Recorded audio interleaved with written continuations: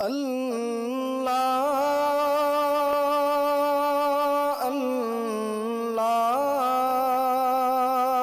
اللہ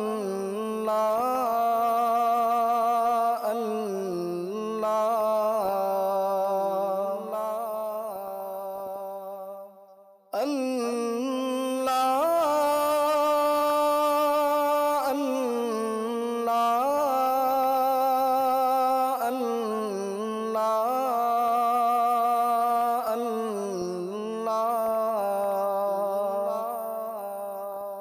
ناظرین گرامی، السلام علیکم ورحمۃ اللہ وبرکاتہ۔ میں ہوں آپ کا میزبان انصار عزیز ندوی، اور آپ اس وقت سیدھی بات چینل کے جاری پروگرام پیغام فرقان کی 125ویں قسط ملاحظہ فرما رہے ہیں۔ ناظرین گرامی، سورہ بقرہ کے آج ہم ایک آیت یعنی آیت نمبر 142 کی تفسیر پیش کریں گے۔ آئیے تلاوت کر لیتے ہیں اس آیت کی۔ اعوذ باللہ من الشیطان الرجیم، بسم اللہ الرحمن الرحیم۔ سیقول السفہاء من الناس ما ولاہم عن قبلتہم التی کانوا علیہا قل اللہ المشرق والمغرب یہدی من یشاء الی صراط مستقیم۔ نادان لوگ ضرور کہیں گے کہ مسلمان جس قبلے کی طرف منہ کر کے نماز پڑھا کرتے تھے، کیا بات ہوئی کہ ان کا رخ ان سے پھر گیا؟ اے پیغمبر صلی اللہ علیہ وسلم، فرما دیجئے کہ مشرق اور مغرب سب اللہ کے ہیں، وہ جسے چاہتا ہے راہ راست کی طرف ہدایت دیتا ہے۔ سیقول السفہاء من الناس، ان قریب کہیں گے لوگوں میں سے نادان اور احمق لوگ۔ اس سے مراد یہود ہیں جو مدینے میں رہتے تھے۔ ان کو نادان اور احمق اس لیے کہا گیا کہ جس پیغمبر محمد مصطفیٰ صلی اللہ علیہ وسلم کے منتظر تھے وہ ان کے سامنے تھا، اور یہ خود اس کا انکار کرنے میں پیش تھے۔ اس سے بڑھ کر نادانی اور حماقت کی بات اور کیا ہوگی کہ اپنے صحیفوں اور اپنی کتابوں میں پیغمبر احمد صلی اللہ علیہ وسلم یعنی محمد صلی اللہ علیہ وسلم کی آمد کی بشارت کا ذکر کرتے تھے، اور جب اس پیغمبر کی آمد ہوئی تو اس کے منکر ہو کر اس کے خلاف یہ نادان اور احمق لوگ سازشوں کے جال بچھا رہے تھے، اور اپنی مخالفت میں وہ اس قدر بڑھ گئے کہ انہیں خود اپنی ہی کتابوں میں موجود بشارت کی کوئی پرواہ نہیں تھی۔ یہ محض ان کی نادانی اور حماقت ہی نہیں تھی، بلکہ یہ آخری نبی صلی اللہ علیہ وسلم کے لیے حسد اور تعصب کا شکار ہو گئے۔ آگے فرمایا گیا ما ولاہم عن قبلتہم التی کانوا علیہا، مسلمان جس قبلے کی طرف منہ کر کے نماز پڑھا کرتے تھے، کیا بات ہوئی کہ ان کا رخ اس سے پھر گیا؟ یعنی وہ قبلہ جس پر وہ پہلے تھے، جس طرف رخ کر کے نماز پڑھیں اسے قبلہ کہتے ہیں۔ یعنی مسلمان جس قبلے کی طرف رخ کر کے نماز پڑھا کرتے تھے یعنی بیت المقدس کی جانب، کیا بات ہوئی کہ ان کا رخ اس سے پھر گیا اور اب وہ بیت اللہ کی طرف نماز پڑھنے لگے؟ انسانی نفسیات یہ ہے کہ جب کوئی فرد یا گروہ کسی فرد یا گروہ کا مخالف بن جاتا ہے تو اس کے ہر بات کی مخالفت کرنا اس کے لیے فرض عین بن جاتا ہے، چاہے وہ بات کتنی معمولی کیوں نہ ہو۔ اللہ کے حکم سے جب مسلمانوں نے اپنا قبلہ بدل لیا تو اس پر ان کو اعتراض ہوا اور ناک بھون چڑھانے لگے۔ مولانا امین حسن اصلاحی رحمۃ اللہ علیہ لکھتے ہیں کہ سفہاء سفیہ کی جمع ہے، جس کے معنی نادان اور بے وقوف کے ہوتے ہیں۔ یہاں اس سے اشارہ یہود کی طرف ہے۔ یہود ایک طرف تو ملت ابراہیم علیہ السلام کے پیرو ہونے کے مدعی تھے، دوسری طرف رسول اکرم صلی اللہ علیہ وسلم اور آپ کی دعوت و تعلیم کے سخت دشمن بن کر اٹھ کھڑے ہوئے تھے، حالانکہ آپ صلی اللہ علیہ وسلم ملت ابراہیمی کے داعی بن کر تشریف لائے تھے۔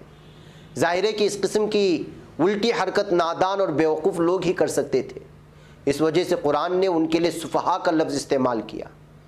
یہ آیت مبارکہ سیقول السفہاء من الناس ما ولاہم عن قبلتہم تمہید ہے تحویل قبلہ کے اس حکم کی جس کا ذکر 2 آیات کے بعد آ رہا ہے۔ اس تمہید میں اشارہ ہے اس رد عمل کی طرف جو اس حکم کا یہود اور منافقین پر ہوگا۔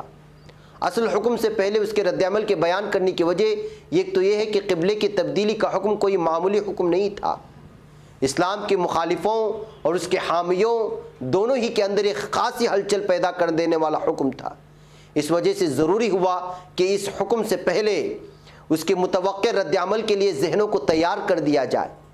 دوسری وجہ اس کی یہ ہے کہ اس سے اوپر حضرت ابراہیم علیہ السلام اور ان کی ذریت کی جو سرگزشت بیان ہوئی ہے اس سے حقیقت بالکل واضح ہو کہ ہر قاری کے سامنے آ چکی تھی کہ حضرت ابراہیم علیہ السلام، حضرت اسماعیل علیہ السلام، حضرت اسحاق علیہ السلام، حضرت یعقوب علیہ السلام اور ان کے اولاد کا مذہب اسلام تھا۔ حضرت ابراہیم علیہ السلام نے مکے میں عبادت الہی کے لیے جو مرکز تعمیر کیا وہ ان کی ساری ہی ذریت کا مرکز اور قبلہ تھا۔ یہاں تک کہ بیت المقدس بھی جب تعمیر ہوا تو اس کی تعمیر بھی اس طرح ہوئی کہ ان بنی اسرائیل کی قربانیوں کا رخ خانہ کعبے کی طرف ہو۔ یہ تمام باتیں بالکل غیر مبہم طور پر اس بات کو ظاہر کر رہی تھی کہ رسول اللہ صلی اللہ علیہ وسلم کا بیت المقدس کی طرف رخ کر کے نماز پڑھنا ایک بالکل عارضی معاملہ تھا، اور اب وقت آ گیا ہے کہ آپ کو بیت المقدس کے بجائے خانہ کعبہ کی طرف نماز پڑھنے کا حکم دے دیا جائے۔ اسی وجہ سے تمہید ایک ایسے واقعے کی تمہید تھی جس کے واقع ہونے کا انتظار یہود و نصارہ کو بھی تھا اور مسلمانوں کو بھی۔ آگے ارشاد فرمایا گیا قل اللہ المشرق والمغرب یہدی من یشاء الی صراط مستقیم۔ اے پیغام فرما دیجئے کہ مشرق اور مغرب سب اللہ کے ہیں، وہ جسے چاہتا ہے راہ راست کی طرف ہدایت دے دیتا ہے۔ اس میں لفظ اللہ سے پہلے لا ملکیت کے معنی دیتا ہے، یعنی اللہ ہی مالک ہے، جہت مشرق جہت مغرب، مشرق ہو یا مغرب سارے ہی اطراف کا وہی مالک ہے۔ اگر پہلے بیت المقدس قبلہ تھا اور اب کعبۃ اللہ کو قبلہ قرار دے دیا گیا تو اس میں کوئی ایسی بات نہیں ہے جو باعث اعتراض ہو۔ قبلہ بذات خود کوئی پرستش کی چیز نہیں، اللہ تعالیٰ کے حکم نے اسے یہ شرف عطا کیا ہے، اور اللہ تعالیٰ کے حکم کی اطاعت و فرما برداری بندے مومن کی زندگی کا حصہ ہے۔ اس آیت میں جو حکمت پوشیدہ ہے اس کا مفید ہونا عصر جدید میں دیکھا جا سکتا ہے۔ مثلا ہم ٹرینوں میں سفر کرتے ہیں تو ٹرین کس رخ کی طرف مڑ جائے گی اس کا اندازہ ایک نمازی کو نہیں ہوتا، چنانچہ وہ ٹرین کی رخ بدلنے کے ساتھ ساتھ قبلے کی رخ سے ہٹ بھی جاتا ہے۔ ایسے موقع پر یہ آیت ہمیں تسلی دیتی ہے کہ مغرب ہو کہ مشرق، شمال ہو کہ جنوب، چاہے جس جانب بھی رخ کر کے نماز ادا کی جائے انشاءاللہ نماز کی قبولیت میں کوئی خلل واقع نہیں ہو، کیونکہ ہر رخ اللہ تعالیٰ کا ہے۔ پھر اگر ہوائی جہاز میں نماز پڑھنی ہو تب بھی قبلے کا کوئی مسئلہ ایک مسلم صادق کو درپیش نہیں ہوتا، اور اس کی نماز قبول ہو جائے گی چاہے ہوائی جہاز کوئی سا بھی رخ کیوں نہ اختیار کر لے انشاءاللہ۔ ناظرین گرامی، مشرق و مغرب ہو یا شمال و جنوب، سب اطراف کا مالک صرف اللہ تعالیٰ ہے، اور جدھر بھی رخ کرے اور جہاں بھی اسے پکارے وہ ملتا ہے اور ہماری پکار کو سنتا ہے۔ ایک جگہ ارشاد فرمایا گیا وَلِلَّهِ الْمَشْرِقُ وَالْمَغْرِبُ فَأَيْنَمَا تُوَلُّوا فَثَمَّ وَجْهُ اللَّهِ إِنَّ اللَّهَ وَاسِعٌ عَلِيمٌ۔ اور مشرق اور مغرب سب اللہ ہی کے ہیں، تم جدھر بھی رخ کرو گے اللہ تعالیٰ کو پاؤ گے۔ بلا شبہ اللہ بہت وسعت والا اور سب کچھ جاننے والا ہے۔ نمبر 2 یہ کہ مسلمان بیت المقدس کی طرف منہ کر کے نماز پڑھتے تھے تو اللہ کے حکم ہی سے ایسا کرتے تھے، اور اب بیت اللہ کی طرف رخ کر رہے تھے تو یہ بھی اللہ ہی کے حکم کی تعمیل ہو رہی تھی۔ مسلمان کو تو اطاعت کا مظاہرہ کرنا اور رب کے سامنے جھکنا ہے، اسے اس کا رب جس طرح بھی رخ کرنے کا حکم دے گا وہ اس طرح رخ کر کے عبادت بجا لائے گا، اسے اس پر کوئی اعتراض و ناگواری کیوں کر ہو سکتی ہے۔